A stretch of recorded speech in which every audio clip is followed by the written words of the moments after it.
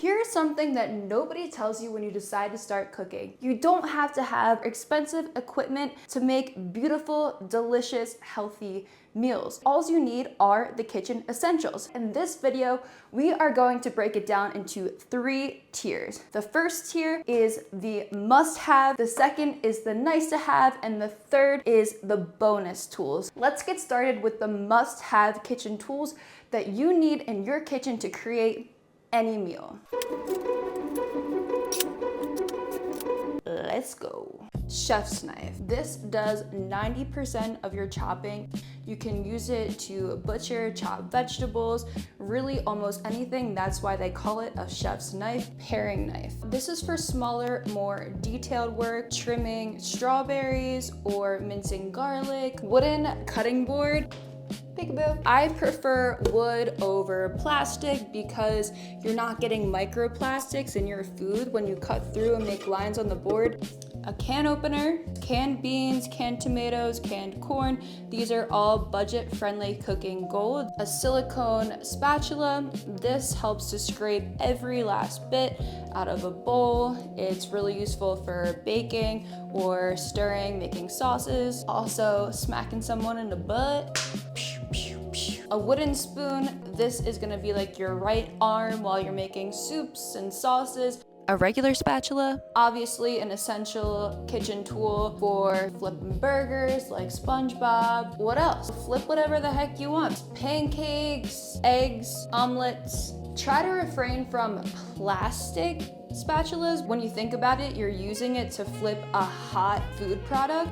That hot food can melt the plastic. That plastic can get into your food. Food grade silicone is a great option. So is stainless steel. All right, next we have our peeler. And this is essential for peeling potatoes, cucumbers, carrots. $3. If you're spending more than that, you're spending too much. Measuring cups and our measuring spoons. These are so important for baking. Cooking, less so. I like to eyeball things, but it can be helpful for making rice or any sort of whole grain that requires a ratio of food product to water or broth. Next, we have a stainless steel pot. This is great for marinara sauce, cooking pasta, rice, beans, lentils, any sort of whole grain. I always prefer stainless steel. You're also gonna wanna have a strainer or a colander. I can never say it right. Don't judge me on that, okay? Colander. Use it for straining pasta. Use it for powdered sugar if you are making pancakes and want to make them look beautiful. So many uses of a strainer, colander. Again, don't judge me. Colander.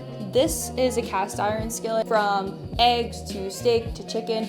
I use this every single day. They last forever when you season them properly. If you are someone who is deficient in iron, cooking in cast iron can actually help to leach some iron into your food, especially more acidic foods like tomato sauce to help increase the iron content. And if you're using the cast iron skillet, you wanna have some oven mitts on hand. Sheet pan, super important. Roasting vegetables, carrots, cauliflower, broccoli. I like to do stainless steel because a lot of the non-stick surfaces have something called PFAS, which are forever chemicals, and these forever chemicals, when heated, they leach into our food. Same thing with like non-stick, Teflon, things like that. I really try to cook as cleanly as possible in the kitchen, and it's just a small, subtle upgrade of a couple of dollars. Make sure you get stainless steel, something that's high quality, that will last, and that's not leaching chemicals into your food. Speaking of leaching chemicals into your food, I highly recommend getting some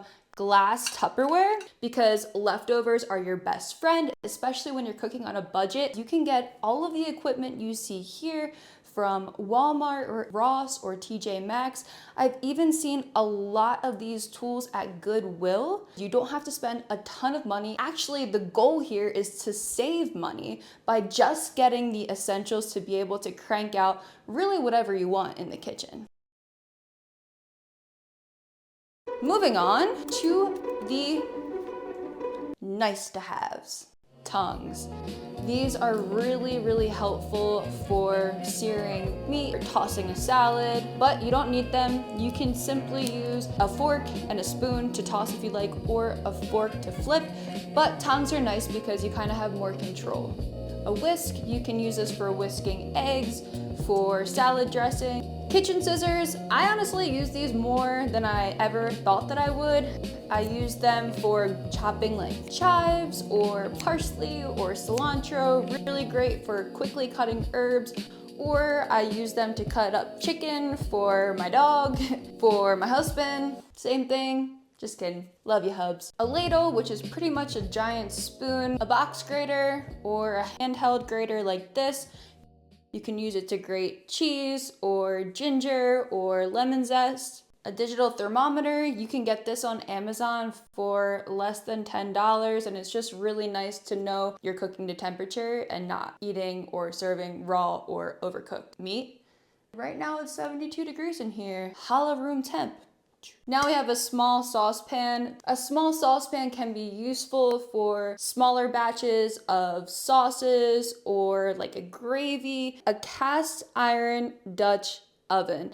Now this one is a little bit more expensive, but totally worth the investment because once you get comfortable in the kitchen, you can use it for so much. You can use it for braising meats. You can use it for soups, stews, for making bone broth. What else can you do?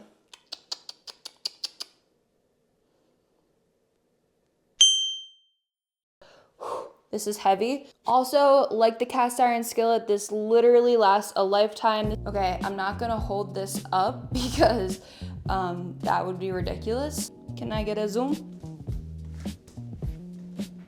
Air fryer. I use this for everything. Chicken nuggets, broccoli, air frying vegetables. You could air fry a steak. You can literally air fry whatever you want. There's a million recipes online. My air fryer is stainless steel because I'm not trying to have any of those non-stick chemicals flying around my food.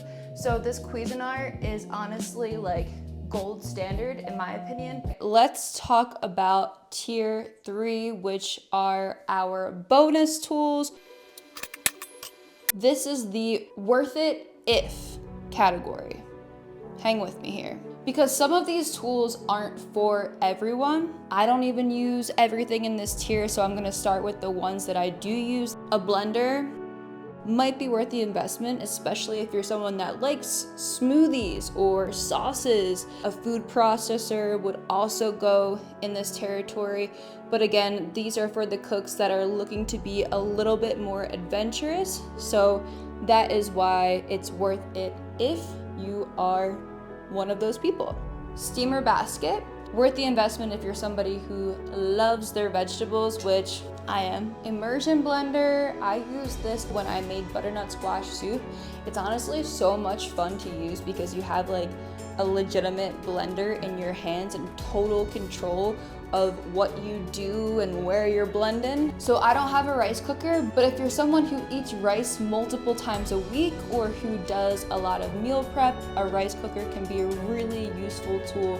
Finally, an Instapot. Now, you've probably heard of Instapot. You've probably seen a million recipes online. I don't have one yet, so I mean, I don't really miss it. I don't think I need it, but it's nice to have a pressure cooker to make full meals or soups in a fraction of the time. One last note on budget, I just want to say that you don't have to buy all of these things at one time. This is an investment that takes time. Start with a chef's knife, a cutting board, and work your way up from there. Hit the discount stores like Ross, TJ Maxx, Walmart.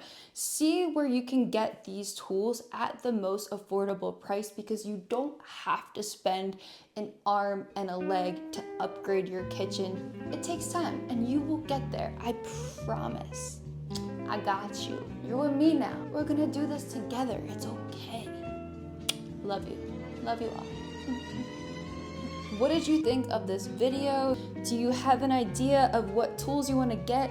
Leave a comment below. If you don't mind hitting that subscribe button, I really truly am so passionate about helping people cook and eat healthy foods even on a tight budget, because it is possible, and I know that we can prove that it is together. And if today's video was useful for you, I think you're gonna love what's coming. Make sure you subscribe so you don't miss it.